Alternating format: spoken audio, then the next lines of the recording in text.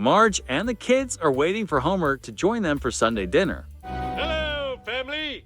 I'm 20 minutes away. But Homer crashes into the Flanders mailbox, sending it flying through their window. Marge doesn't explode in anger, but quietly stews with annoyance.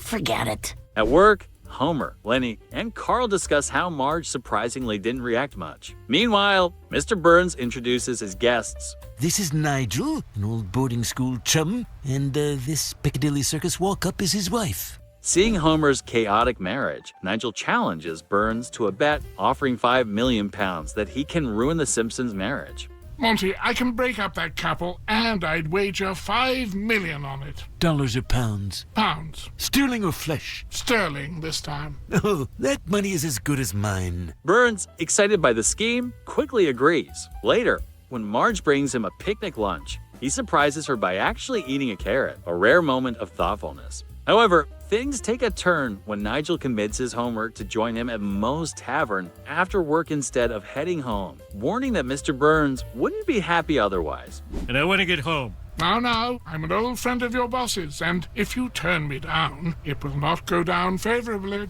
Back home, Marge, dressed in lingerie and trying to rekindle the romance, is hurt when Homer doesn't return. She misinterprets Homer's drinking with a British guy emojis, and things worsen when she sees others in loving moments outside.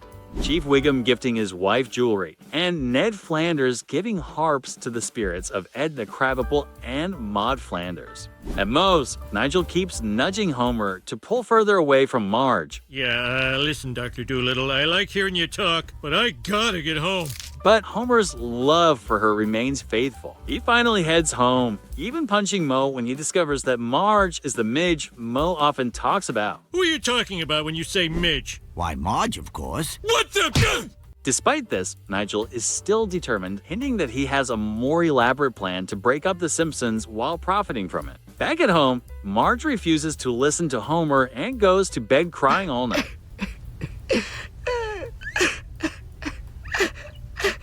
The next morning, she is still upset and tells Homer to go to a ball game with Ned as she doesn't want to talk to him. He'll take it. On their way home from the game, Homer notices that Moe's Tavern is closed. Moe arrives in a fancy car and explains that Nigel has helped him set up a new exclusive bar on the 104th floor called Moho House. At the grand opening of Moho House, Homer and Marge find themselves drifting apart, standing on opposite sides of the venue. Nigel raises the stakes, betting his entire fortune against Smithers' rights. How about my entire fortune against your boy Friday? And Mr. Burns agrees, leaving Smithers shocked and upset. Moe charms Marge while dancing with her, trying to convince her that she deserves better. Meanwhile, Smithers secretly gives Homer a gift he had planned for his mother. I want you to give it to Marge. You have to reconcile with your wife. Hoping it will help Homer fix things with Marge. However, Homer doesn't change the card on the gift, which wishes Smithers' mother a happy 81st birthday. When Homer gives Marge the gift, she becomes even angrier, thinking Homer doesn't care enough to put in any effort. Despite Homer's apologies, Marge refuses to forgive him and storms off. Moe, sitting at the bar, listens to a blues pianist who sings about how breaking up the Simpsons' marriage is wrong. An elephant's wife. It's wrong, baby. Realizing he has made things worse, Moe texts Marge to meet him back at the Moho House. Homer arrives too, upset at Moe's interference. Moe apologizes to both of them, explaining that Homer needs to start treating Marge better or someone else will eventually take his place. You don't treat this woman right, someone's gonna take her away. Homer takes Moe's advice seriously and offers Marge a heartfelt cartoon drawing of the two of them.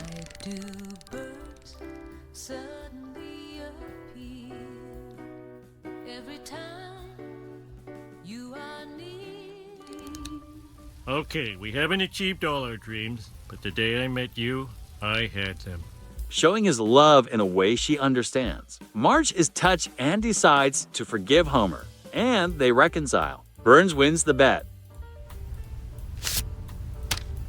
Pleasure doing business with you. But Smithers, still angry at being used as a wager, tricks Burns into thinking the check was just a froyo coupon. Sir, you're imagining people again. Well, then who gave me this check? That's a coupon for free frozen yogurt. Bah! Burns tears it up, and Nigel thanks Smithers with a kiss.